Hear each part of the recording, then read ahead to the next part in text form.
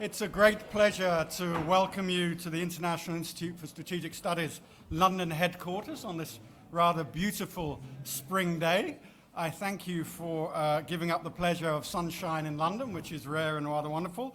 But of course, we're going to give you something much, much more interesting. Emile Hokayem is going to talk about the campaign against the Islamic State in Iraq and the Levant, an assessment and its prospects. Now, Emile is not only a good friend of mine, he's a long-standing and much admired colleague at the International Institute for Strategic Studies, based in their Manama office. He was appointed in 2010 and has the accolade of publishing one of the two best-selling Adelphis in the Institute's history, so we congratulate him for that. And he's traveled the battlefield in Syria and been in Iraq as well, and knows exactly what he's talking about. Emile claims he'll talk for 15 minutes, which really means he'll talk for 25, after which we'll have a half-an-hour discussion and questions. So without further ado, Emile Hokayem. Thank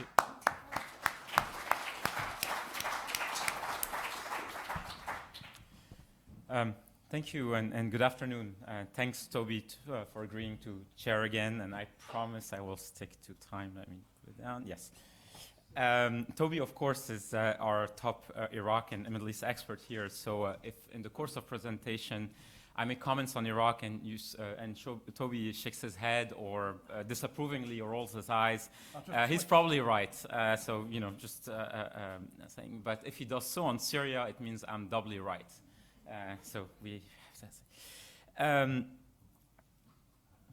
I'm going to give you an assessment of where the campaign against ISIS stands today.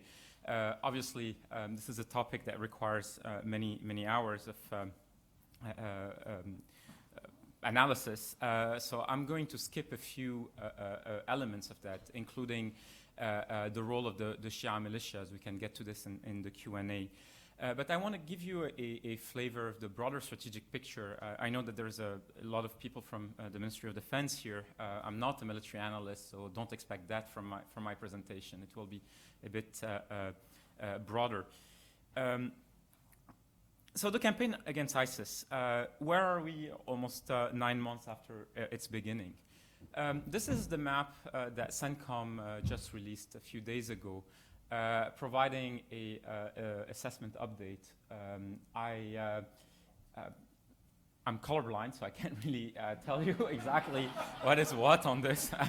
Yes, but you know, you'll recognize pretty familiar cities and areas on that, from Sinjar to Jof al-Sakhr in the south, to Fallujah, Ramadi.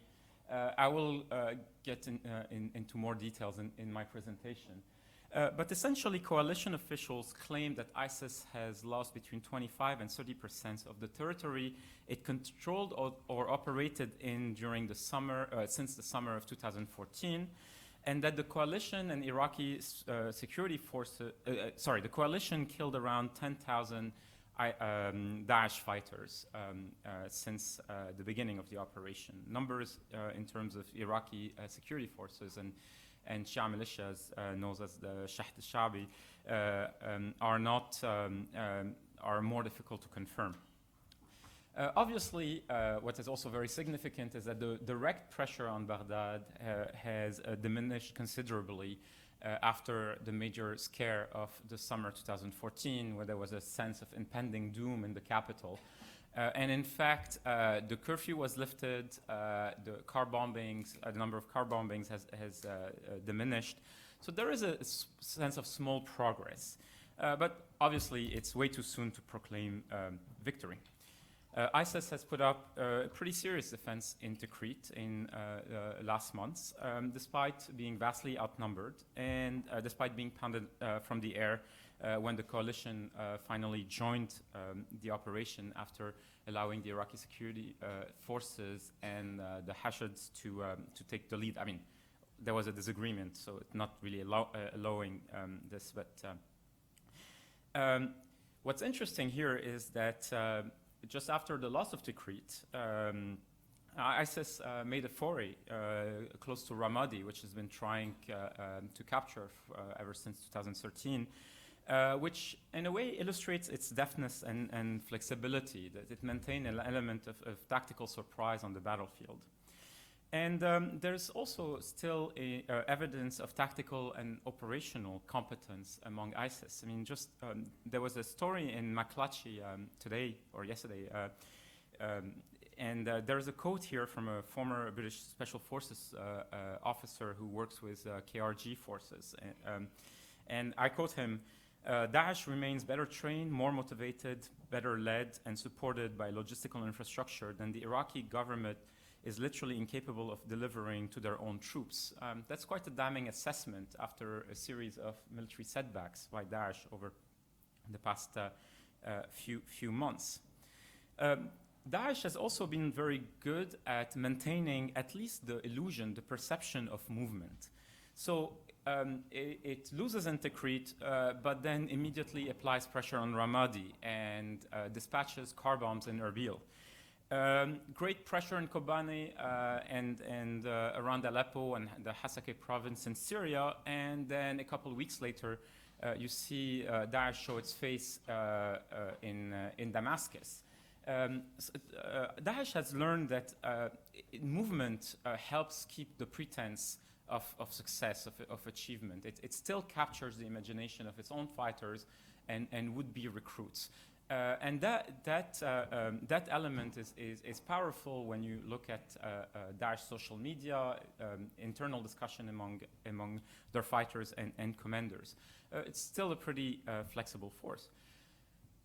Moreover, the ISIS narrative remains a very powerful element of mobilization. I mean, there is little evidence that the Daesh message has suffered decisive blows recently. I mean, the number of foreign fighters going into Syria remains high. In Syria, Assad atrocities, international apathy, and the Western focus on ISIS crimes versus Assad crimes continues to work in ISIS' favor.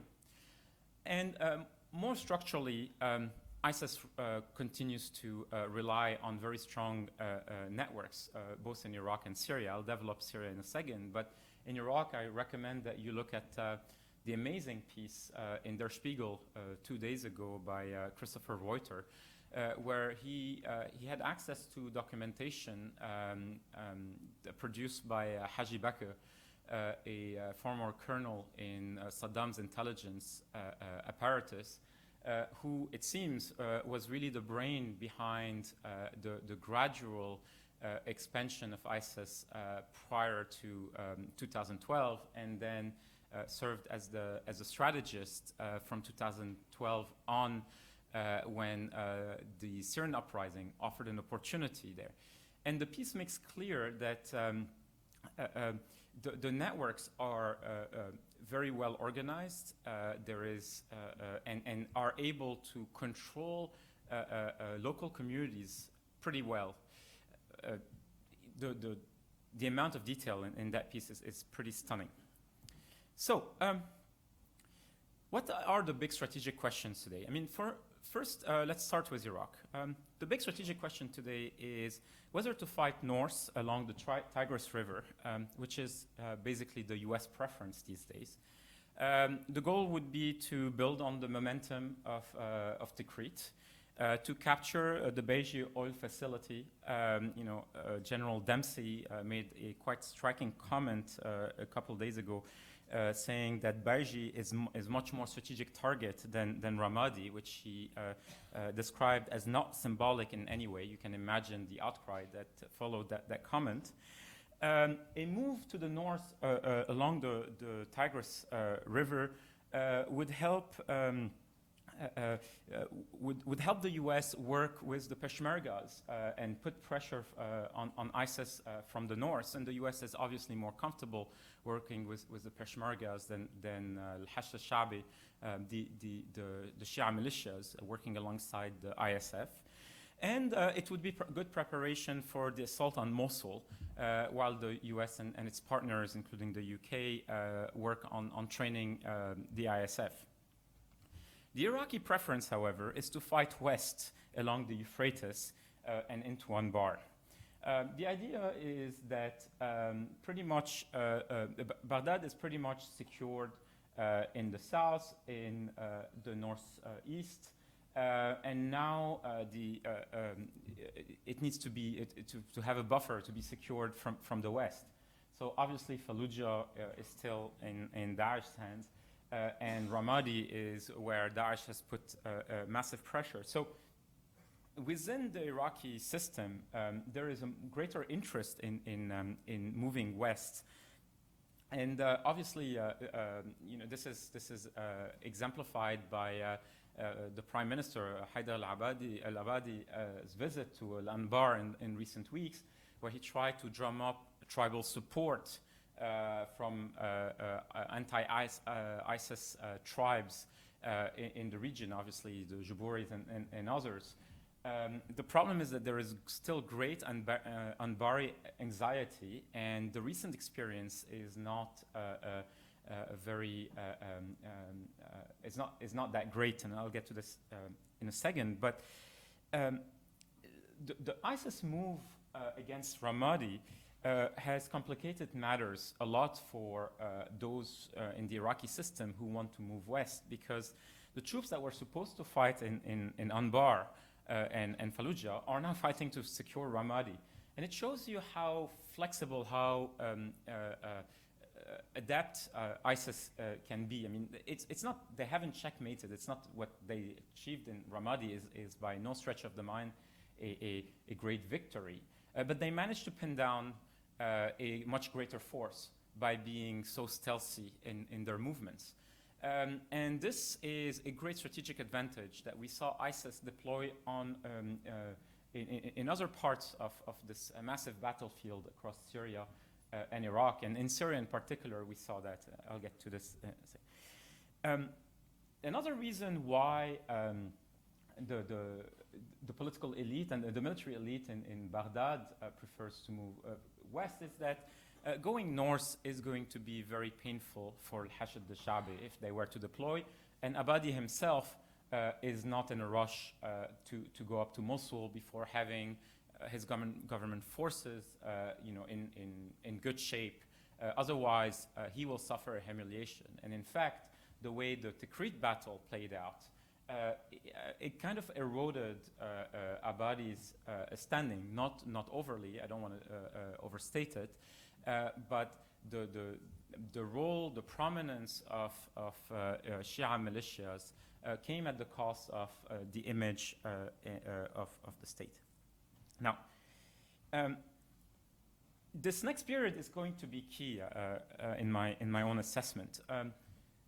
Even though it's unlikely, the loss of Ramadi would rattle anti-ISIS Sunnis who deeply fear and suspect that both the US and the Iraqi government don't really care about them, are not really interested in protecting them. And I don't know if you saw the pictures and the footage of Anbaris fleeing Ramadi recently, but it's quite a apocalyptic vision. I mean, all these families uprooted, etc. And these are the anti-ISIS residents of Ramadi and the regions around it. And add to this the statement by General Dempsey, which I mentioned earlier, that Ramadi is not symbolic in any way, and it's a validation of existing Sunni Anbari fears about what's coming towards them. The next step is also important because it's going to test Kurdish relations with central government. Many Kurdish figures, I heard that quite a lot recently, are openly concerned about the rise of Shia militias. And many of them have said pretty clearly that the strategic threat to the Iraqi state is increasingly the Shia militias rather than ISIS. ISIS is the immediate security threat that needs to be fought, but the strategic one is more Shia militias, and there's still a lot of tension between those two actors. And my reading of Kurdish preferences is that they prefer to contain rather than engage in offensive operations now that they're securing a quite defensible I don't want to overstate that again, but quite defensible front line with ISIS, and are being supplied and trained in adequate manners. The Kurds tend to comparatively attract more international support because they're more organized, they're more disciplined, and also because they extend protection to non-Kurdish communities, which has a great appeal. Christians, Yazidis, etc., are benefit from this Kurdish cover. This next period will also be important because it will test how much progress has been made in terms of training and organizing the Iraqi security forces. I mean, Tikrit was not their best moment. It wasn't a humiliation either. But after what happened in Mosul 9 months ago, or 10 months ago, the ISF really needs to win clear battles, and rushing the battles against ISIS is not the best way of doing that. And in fact, the priority given to the fight against ISIS has, and this imperative to stop the ISIS momentum has led to very complex dynamic, and ICG or another think tank, friends of ours, just summarize this: defeating the Iraqi state one victory at a time after the defeat of ISIS in Mosul, which shows some of the very complex dilemmas that the central authorities in Baghdad have to face. This period, I mean, and related to that, will also test relations between the ISF and Hashd Sha'bi. I would argue that the relationship is quite lopsided at this moment. Hashd is able to mobilize and deploy fighters much faster, and they're able to lionize them on social media and others. I don't know if you saw some of those pictures. I just forgot his name, Abu Zakaria, I think. This massive fighter, Shia fighter, black hair, super muscular, etc., who's become a hero when he deploys. I mean, there's the Facebook pages that follow him, etc. The security forces have a hard time illustrating their performance and their contribution to the battlefield in the same way. This period will also help test the Iraqi government's relations with Sunni tribes, especially if there is really a move into Anbar. I was talking to a couple of tribal sheikhs and others, and what you hear among anti-ISIS tribal elements are massive complaints that the government is still not delivering weapons that are promised, and that the US-led coalition is not responsive, even when they take hits. And this, to a large extent, explains why a lot of people prefer to pack and leave Ramadi and the areas around, even though they're anti-ISIS, because they know or they suspect they're going to be cannon fodder. The treatment of Sunni IDPs, people who leave those regions, is also subject to massive complaints. And what is also happening in parallel is that Shia militia leaders have lobbied against weapons deliveries to Anbari tribes for fear that those tribes could later defect to ISIS or resist the advance of Hashd Sha'bi, or even attempts at sectarian cleansing. And finally, and I won't get into that one here, but this period will test not only the US-Iraq coordination, but what is often talked about as the US-Iran deconfliction on the battlefield. The US is clearly uncomfortable with its non-cooperation on the Iraqi battlefield. Tikrit was perhaps the best example we've had of this. But the next battles will be bigger than Tikrit. And there will be a need for a greater coordination between the two, but for very understandable reasons, the Americans don't want to go down this road, but they may be forced to. I would argue that the US has tied its hands in Iraq and doesn't have much freedom to maneuver. So let me move quickly to ISIS in Syria.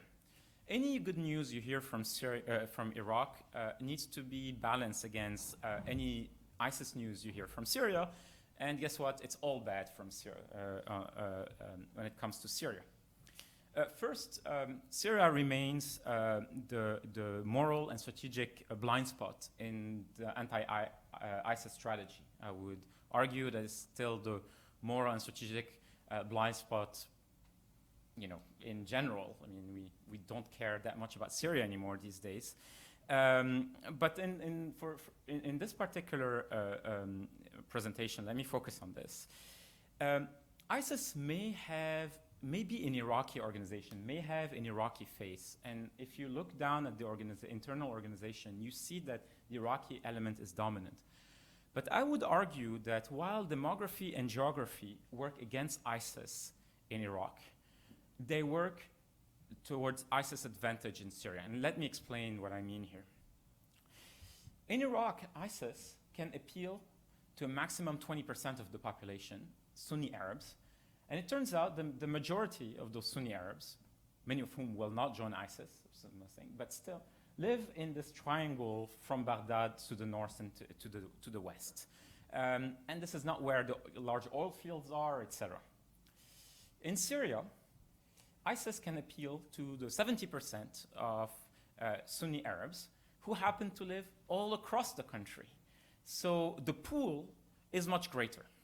This is why I argue that structural factors works towards ISIS advantage in Syria. And our lack of interest and focus on what's happening there is going to come at a very high cost. I understand that for a number of reasons, some practical and others perhaps more political and psychological, Iraq is given a priority. But it's in Syria that ISIS has an opportunity to grow even more. ISIS is expanding in Syria. Yes, it has suffered blows in Kobane, Ain al-Arab, in Hasakeh province, but it's in south and east of Aleppo again, and to the north as well. It has and it's consolidating its presence in the provinces of Homs and Hama. In the past few weeks, ISIS had a small presence in Al-Hajar al-Aswad, which is a neighborhood in Damascus. It has actually showed that it exists in many areas in Damascus and attempted just 2 weeks ago to take over the Yarmouk refugee camp. I mean, the Yarmouk refugee camp is perhaps the worst place on earth these days. Has been under siege by Assad forces for 2+ years. 18,000 Palestinian refugees and Syrians who live there, are subject to starvation, constant heavy artillery bombing, aerial bombings, barrel bombs, etc. And add to that, long list of miseries, the locus of ISIS. So it was repelled from Damascus, but ISIS just scored a very important symbolic point. It showed that it can go beyond northern and eastern Syria, I mean Raqqa being its main base, and it's trying to take advantage of the fact that Assad forces in Damascus are weaker because more of them are being sent to the south to fight the rebel advances in Deraa. And ISIS has been quite opportunistic in that regard. The other point, and when it comes to Syria, is also has to do with Kurdish calculations. The YPG has done a pretty good job in its area, but just like the Kurds in Iraq, they're not willing to spill their blood on massive offensive operations if they can hold a defensive line and count on international support in terms of training, strikes, etc. Another point when it comes to Syria is that US strategy is still in disarray there. Disarray being the polite word I use, I can think of much worse to say. Efforts to train and arm the rebels are still very unserious. And there's still a disagreement over strategy. The US continues to want rebels it trains to fight ISIS, so it sees them as mercenaries, while those fighters who are being trained want to fight Assad. They see themselves as liberators. And this goes to the heart of the current battle in Syria. If they are seen as mercenaries, they're not going to get much local support because Assad is still seen by this very constituency as the main threat to their own security and lives. And more broadly on this issue, Turkey and Saudi Arabia remain at odds with US strategy in Syria. They both want those rebels who are being trained to fight Assad, and they both want, and they're increasingly demanding it and publicly so, a no-fly zone in northern Syria. And the US is still resisting that. Now, there is also a regional dimension to it. There is great discontent among US allies, especially Turkey and the Gulf states, over the strategy. The campaign against ISIS, as they warned from early on, has benefited Assad. The campaign against ISIS has strengthened the Iranian role in Iraq and has led to this very bizarre convergence of interest between the US and Iran. Now, it's important to remember why the Gulf states entered the coalition against ISIS. First, they wanted to clean their reputation. They were accused of having supported or cultivated the rise of ISIS and Jabhat al-Nusra, etc. Joining the campaign against ISIS was a way to disprove in the public realm those charges. Number two, it was precisely to prevent Iran from being seen as an alternative. Had the Gulf states stayed out of the coalition, then the voices in favor of working with Iran would have been louder, and the Gulf states would have been in a very difficult situation. And number three, they joined the coalition precisely to shape US strategy in Iraq and Syria. So clearly, those three roles, those three objectives, clean the reputation, prevent Iran from being seen as an alternative, and shape US strategy, have not been met. Turkey stayed out of the coalition precisely to meet the third objective that I've listed, which is to shape US strategy in Iraq and Syria.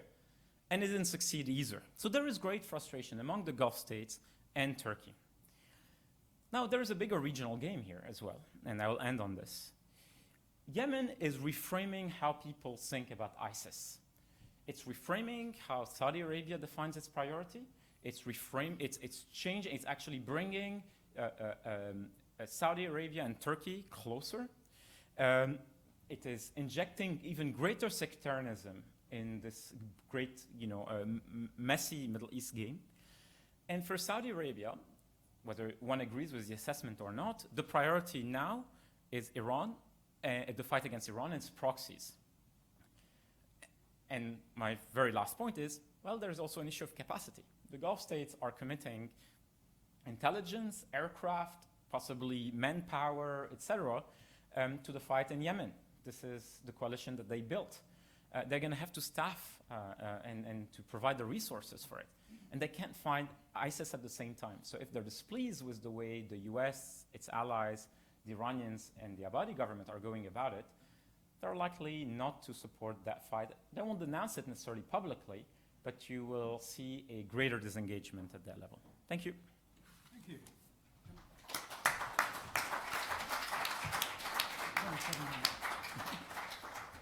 Right, I'll collect some questions in a minute, but I thought while you were gathering your thoughts to ask questions of Emile, I'd ask the first. And from what you were saying, the Iraqi army is still a work in progress, or in fact, a still collapsed force, a lack of institutional command.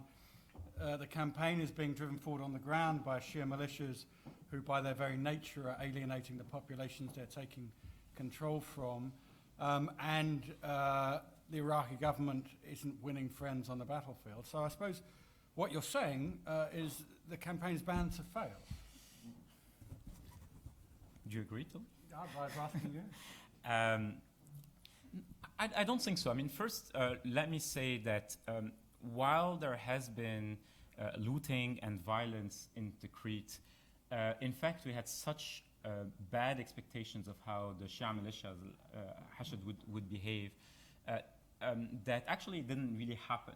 I mean, don't get me wrong. I'm not trying to minimize, the atrocities that happened there, but they were not at the magnitude that we feared. And in fact, some of those atrocities were committed by anti-ISIS Sunni tribes who fought Sunni elements who had welcomed ISIS in Tikrit and around Tikrit.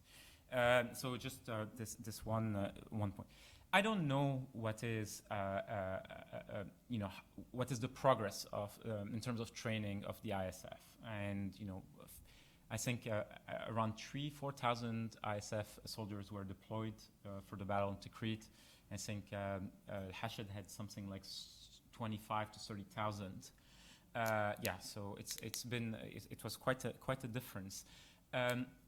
In Ramadi, for instance, the counterterrorism unit stayed in the town. It's the army that packed and left. And if you looked at civilians' testimonies from Ramadi, it's very clear that there's still low levels of trust in the military.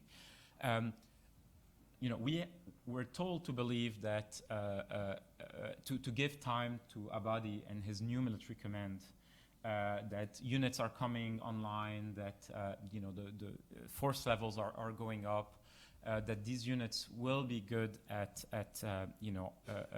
on the operational level. We still have to see that, and I would argue that recent history is not very promising. Although I don't see how you do it differently. The real question is, can you rein in Hashd? I mean, for me, it would be a disaster if those forces were to be the tip of the spear in any of those battles, notably Anbar. It seems like they don't really want to go to Mosul because A, it's going to be a very difficult fight, and second, they'll lose a lot of men, they'll get their nose bloodied because Mosul still has inhabitants. Tikrit was mostly empty during the battle, and Mosul is a much larger city. So, Hashd is making the calculation that what they need to do, again, is secure defensive lines, create a buffer around Baghdad, and then let the Iraqi army go, do the rest of the job. And I would argue that it would be a disaster if the Iraqi army went into those, deep marches and, campaign in Anbar and elsewhere, got bloodied and humiliated. It would weaken Abadi even more. So, I don't really have an answer, but I'm still pessimistic. Right. Questions? Yes, Mark at the back there. Thank you very much, Emile. Mark Fitzpatrick, IISS. There's a microphone. Oh, microphone. The Iranians say that it's their militia, the militia they trained, that are responsible for most of the advances against ISIS. I think I heard you say that somebody was saying was the Kurdish Peshmerga who have made the most advances. There's also U.S. airstrikes. Of those three elements of the fight against ISIS, how would you rank them in terms of their effectiveness to date? And then question for Toby. You introduced Emile as having written the second most best-selling Adelphi. That leaves the question in my mind, who wrote the most best-selling novel, Adelphi? Emile.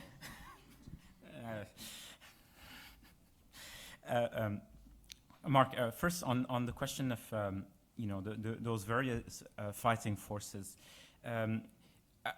I don't think anyone can make a decisive advance without the other.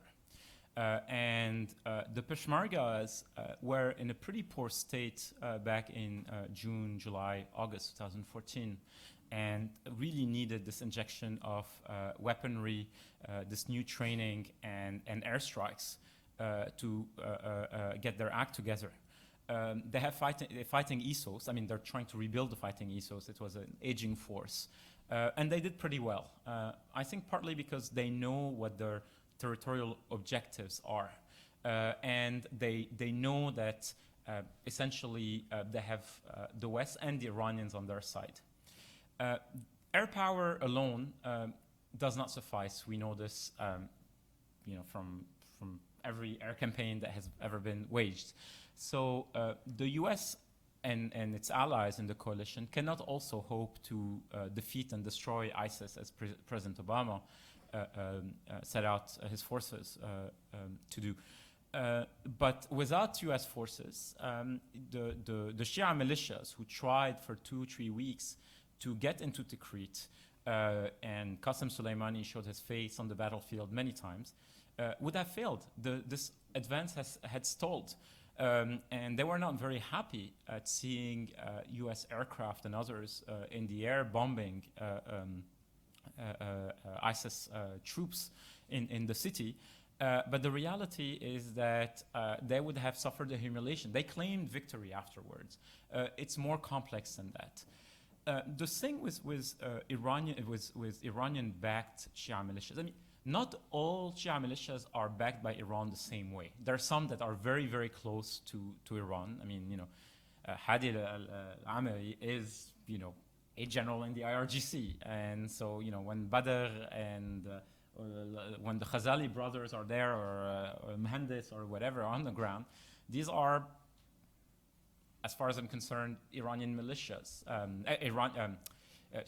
Iraqi militias with Iranian command to a large extent. And then you have other militias that are, have generally responded to Ayatollah Sistani's call for arms. But the question is, what do you do with those forces? Can you integrate them? The National Guard idea. It's very unclear also how those various forces will coordinate. I mean, the Americans are clearly not comfortable working along Shia militias, but they've done so. And it was the highest selling Adelphi is mine, not his, for the record. I've seen the latest figures. Jim Evans, member of the Institute. Could you say something about the financing of ISIL? And we've heard a lot about they've lost a lot of territory where some of the oil wells that they were exploiting were, and they started taking hostages and various other reasons to try and improve their financing. Could you say how that's going? And the extent to which the oil fields have been hit around Iraq. Yeah, I mean, look, the coalition very clearly made a priority to destroy oil fields in Iraq and Syria because ISIS was indeed making a lot of money out of oil smuggling, not just towards Turkey, but also a lot of smuggling with the Assad regime, actually. We have plenty of evidence of that. I think ISIS finances have been hurt recently. And actually, when you look at the situation in Raqqa and other places, I mean, there are food shortages, water shortages, medicine, drugs. I mean, there's all these smuggled videos of long lines of people waiting for bread.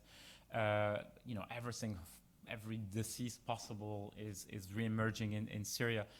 But ISIS has lost, the technocrats as well, the people who make, the machinery work at this level. So the oil fields were a big loss. They still control in Syria some of the wheat fields, in Deir ez-Zor. I mean, this is a very, in the Euphrates River, Jazeera is a very green, and guess who needs that? Assad. So there is trade between the two. Look, it's always been difficult to determine how much money ISIS was making per day or per month. I mean, the numbers, basically, the one I've seen and saying between 10 and 30 million a month. I honestly don't know where that figure stands today. But they have appeared still quite supplied on the battlefield. There's been, evidence that they're doing well. I mean, the McClatchy article that I told you, but also first-hand testimony. Still, I mean, in Ramadi, ISIS showed up with much better weaponry than the one carried by both the army, the police, and the counterterrorism units that showed up. So it's still a well-supplied force, but the point with ISIS is that it's trying to do something that no jihadi movement tried to do before, which is governance. And governance costs money. It requires technocrats, etc. And there is evidence that it's not going that well on this front. And then, the whole for instance, the economy of Mosul has contracted in recently for very understandable reasons. So the tax base of ISIS has also contracted. They'll still be, there will still be predatory behavior on the part of ISIS. It's not that they will consider the economic situation and be nicer on the population, but it's just that there is less money flowing around. And the Kurds are very opposed to any smuggling. They were a bit more lax before, but they've taken a much tougher stand in Iraq. And obviously ISIS has a hard time trading with the Iraqi government forces or the Shia militias. I mean, they don't do that. In Syria, however, you still have that trade with other Syrian rebels and with Assad forces. So there is more exchange of money, there is more flow there. So I would argue that they're comparatively doing better in Syria at this point. Some questions from over here? Yes, you sir at the back. Thank you. I heard a statement recently that in the period since ISIS has been active, they've managed to assassinate over 1,500 of the Sunni tribal leaders, and that this will have a profound impact on the ability of the Sunni community to resist ISIS going forward. I'd not heard that before, and I'm wondering if that's true in your view, and if so, what the significance of it should be. Definitely. I mean, Toby probably has also a lot of information on this, but there is plenty of evidence that ISIS has conducted a targeted assassination campaign precisely against those tribal leaders. I mean, it learned from, the mobilization of 2006 and on that the real vulnerability. Their real vulnerability is linked to the local communities. It's true in Iraq in 2006 on. It was true in Syria as well. I mean, I spend my time reminding people that the biggest military setback of ISIS since 2011 were in Syria from January 2014 to June 2014, when the Syrian rebels were able to push back ISIS almost from the whole north and east, except that they couldn't sustain this campaign because they were not supplied well enough. ISIS, seized weaponry in Iraq and was able to outgun them on the battlefield. So when ISIS came back recently in Syria, one of the first things they did was to try to take out as many as local community leaders as possible. It's strategic on their behalf. It's horrific, but it's also strategic in terms of their own priorities. Remember that I just forgot the name of this tribe. The 700 Syrians who were killed in July 2014. It was one tribe in Deir ez-Zor that rose against ISIS, and ISIS just made a point of killing 700 men between, I think, 15 and 60 to make a point and to deter other tribes in Deir ez-Zor from raising again. So yeah, I mean, we have evidence of that. Yes, you sir. Yes, hi. You talked at the end of Yemen reframing how people think about ISIS. And I was just wondering if I could ask you to expand on that a little bit. Namely, what you think that means for prioritization of capability and attention within Saudi Arabia and the rest of the GCC, but also in terms of Iranian support to the north as they increase their activity in the south. And you run, okay. Look, as far as Saudi Arabia is concerned, Yemen is a top issue. Yemen, seen from Riyadh, is not an external security problem. It's a domestic security problem. I mean, this is not. There is history. There are cross-border links in the Saudi system. Yemen is the source of many threats, and the Saudis have made it clear that this is the top priority. It's a top priority for this new king and his son, who's defense minister. Their legacy, their place in history is basically defined by how well they do on this very ambitious campaign. So the Saudis basically made sure or have cultivated Sunni Islamist support. I mean, it's been very interesting to see that Muslim brothers from Egypt and Kuwait and other Salafis across the region have endorsed it, even though Saudi had and has troubled relations with all these movements. In Egypt because of Sisi and what happened in 2013, etc. So there is clear prioritization of that. The Saudis have not played a massive role in the campaign against ISIS after the second, third months. It really dropped. They were not convinced with the U.S. strategy. They felt that Baghdad was crossing them, that the Iranians were benefiting, Assad was benefiting. So they quietly dialed down their involvement in the coalition. So it's not going to have an impact in terms of capabilities. What you see flying over Iraq and Syria today will remain. It's going to be interesting to see, for instance, the Emiratis, who've been present on both battlefields, what they do. They too, I mean, they have a great air force, but it's still a small country, and they have to make a decision in terms of capabilities. And my suspicion is that they will also, they will back Saudi Arabia in its effort in Yemen more than fighting ISIS. In terms of Iran, I mean, look, first, let me be clear. Iran is benefiting from what's happening in Yemen in a very weird way. I don't believe that the Houthis are a proxy force for Iran, but the Iranians won't shy away from taking credit for having cultivated yet another ally in the region for the following reason. If you're a hardliner in Tehran, what better way to justify the cost of your aggressive foreign policy than to point at your enemies and then turn to your public and say, we're powerful, our strategy is working, our enemies say so. So overstating Iranian influence in a way has worked to Iran's advantage in this thing. But the problem today is that the Houthis have expectations from Iran in this phase. I mean, Iran has sent warships, their Houthi demands for resupply of weaponry, etc. And Iran is going to have to appear a reliable partner. Otherwise, like why enter in alliance with that? But it's going to be very difficult to do so. I mean, the Saudis and others control the air. They will be there is already a naval blockade. The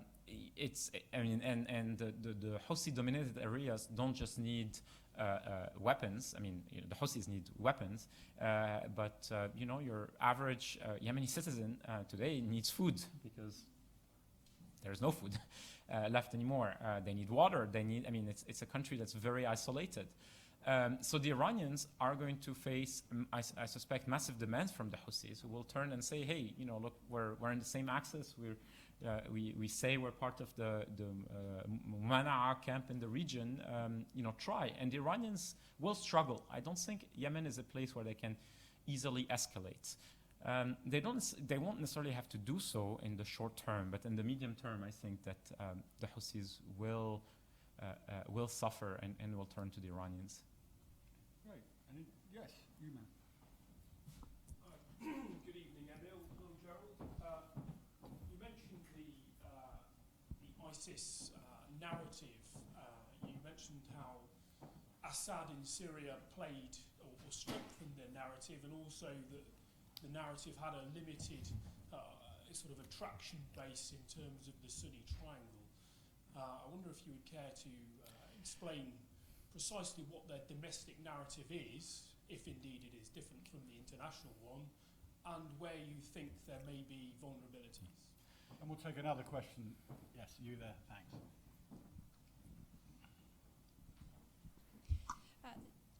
I appreciated the fact that you talked about the perception of expanding the reach of ISIS, and Yemen is a great case of this because up until the end of March, there was no history or presence of that. And I'm wondering, in your opinion, perhaps considering countries like Yemen, what real, external to Syria and Iraq, which countries do you think ISIS might actually have a real potential to expand in, as opposed to just that perception of? Thank you. Sure. First, the ISIS narrative. Let me be very clear. Bashar al-Assad has committed all the atrocities that ISIS has committed, except in much greater numbers and for much longer. The difference between Assad and ISIS is that ISIS needs to publicize its atrocities because this is a way to terrorize, some parts of the population. It's also a way to inspire would-be recruits. For Assad, violence, he commits all that violence, but he wants Syrians to know about it. He wants the rest of the international community to still think of him as a head of state, someone that he could be visited. ISIS leverages this discrepancy, call it double standard or whatever, like the greater Western attention paid to ISIS atrocities versus atrocities committed by Assad, to make the point to its domestic and wider Sunni audience that, look, your blood is cheaper than the other. We care about you. And it has a very perverse effect in terms of the messaging. I'm not saying it's the only element. ISIS has different messages to different audiences and constituencies. And in fact, although it's been a source of strengths, I would argue that ISIS is also a multinational organization, and you already have, problems of culture and different rankings within the organization, etc. They're trying to reach numerous audiences, and it's difficult to keep coherence in all that. But ISIS is still able to surf on that narrative of, international, either apathy or complicity. That's how they say it, between the West and Assad. When actually the reality is there's been more cooperation between ISIS and Assad, not direct one, a quid pro quo, a modus vivendi over the years than others. But it's something that benefits both Assad and ISIS. So you're not going to see a massive change here. My point is that you can't address the threat of ISIS, which is a hybrid organization. It's part terrorist group, it's part insurgency, part light infantry, part bureaucracy, etc., just through counterterrorism.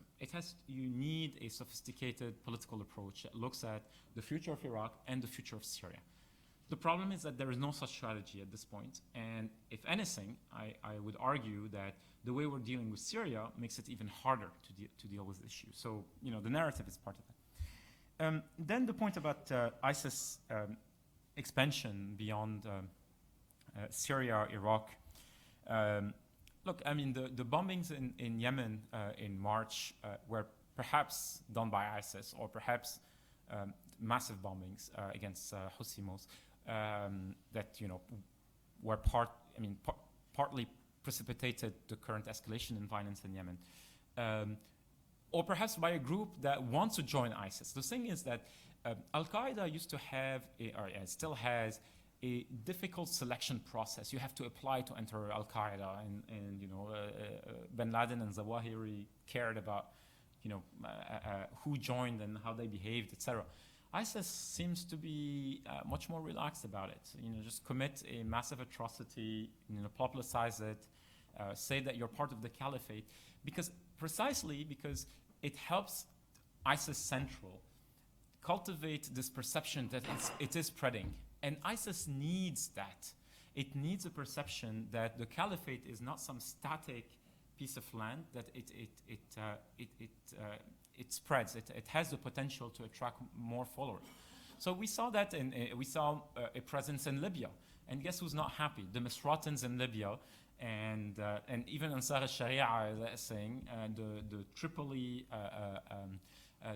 government is now rethinking about this, and they realize that they're trying to show their good credentials by the Misratans are really doing that, but by putting pressure on ISIS. We'll see what the Tobruk government does in there now. But let's see what happens in the Sinai. They clearly want to join. Let's see what happens in Lebanon. Let's see what happens across the Gulf as well. I'm not saying that you're going to have organizations in the Gulf that will formally join. I think it's still the governments there still have a handle, at least in the short to medium term, on this phenomenon. But if we see more Gulf fighters joining other franchises elsewhere in the region, then this will be quite a worrying sign. I think it's both plausible and possible. Well, let's have one final round of questions. I see Ian Black hand at the back, and then you, sir, down here. Thanks. Emile, I wondered if you thought it was significant that, although a small country, Tunisia appears to be normalizing relations with Assad again, and I wondered about the Egyptian position as well, how solid that was. Any evidence that Arab support might be against Assad might be dropping off in a significant way? Hold that thought. Yes, you, sir.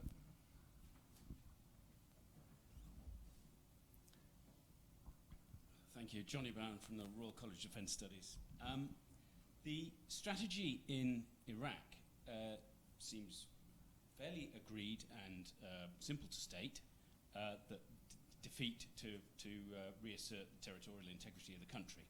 How they go about it, you've described some of the many problems. But you've been very critical of the lack of a strategy or the inability to state a strategy for Syria. But I think it's quite difficult to be quite so simple in a one-line strategy for Syria. So what is it, and how would they carry such a strategy out?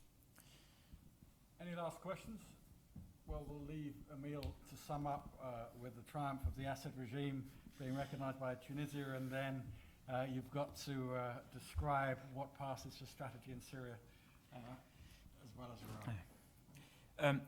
Ian, yes, I mean, Tunisia has decided to restore diplomatic ties with the Assad regime. It's important to note that the new Tunisian president is an old school Tunisian leader who probably sees Assad as and the father, etc., as part of the same elite. And he sees him as secular. I don't know what that means in the Syrian context. I'll get to this in a second. And yes, I mean, President Sisi in Syria, in Egypt, has been, has prioritized a fight against all forms of political Islamism, and has been quite reluctant to back the efforts of its ally Saudi Arabia to isolate Assad and create or maintain a consensus in the Arab League against Assad. Does that mean that we'll see a profound change in the Arab world? Not really. I mean, the Gulf states, Saudi Arabia and Qatar remain the main drivers on the Arab side. Turkey will not drop its policy against Assad. I don't see how Egypt can force the hand of these three countries on an issue that is so close to their heart, their prestige, etc. Certainly Assad has been able to, I won't say recover because that's a thing, he's captured the stage again. He gives a lot of media interviews. He seems more relaxed, etc. But I would argue that he's much weaker today than he was a year ago. And I would argue that Assad himself is both unable and unwilling to fight groups like ISIS. He doesn't have the manpower, and he doesn't want to do it because he actually benefits from ISIS fighting the rebels, and who are the primary threat to his hold on power right now. So, I don't see this as a transformation in Arab approaches towards Assad. What strategy for Syria?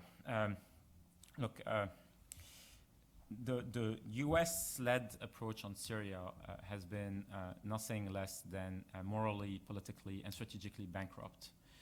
All the options that were available in the past few years, the US has waited long enough so they are more costly and more risky and come with lower returns today, including arming the rebels. Things that and I personally advocated a couple of years ago can no longer be implemented. I think that It's not because arming the rebels back in 2012 or 2013 would have led to a military victory. I never believed in that. But it would have changed battlefield conditions and made perhaps diplomacy, pressure on Iran, etc., a bit more viable. The US has decided not to go down this road and today faces a much more fragmented battlefield connected with Syria. I don't see a strategy, to be honest. The UN envoy has, whether it was Brahimi before, tried this peace conference. The current one, Staffan de Mistura, tried the notion of the freeze in Aleppo, which I would argue was a well-intentioned and very misguided idea. The freeze plan was frozen, which is good. And he's trying to revive now, peace talks again, a Geneva III conference. I don't think all this will matter much, to be honest. I think the ingredients for a decade more of fighting in Syria are there. No, there's no. And I think the thinking, and that's the issue. Anyone who thought containment was the answer, needs his or her head checked. Containment was never feasible in Syria, and we see the cost. Iraq is a result of the thinking that Syria could be contained. The spread of ISIS illustrates why containment doesn't work. There's no such thing as containment, and I wish we could ban this word and the strategy from our heads when you look at this part of the world. Honestly, today I would struggle. A year, 2 years, 3 years ago, I had ideas to share. Today, I would be humble, which is, say that I don't know. I generally don't know. Well, maybe I think a humble Emile is a good note to end on, but also a trenchant critique of the moral, political, and strategic bankruptcy of the U.S. policy towards Syria is a more old school Emile. So I think on that basis, we thank him for an incredibly informative hour's talk and the discussion.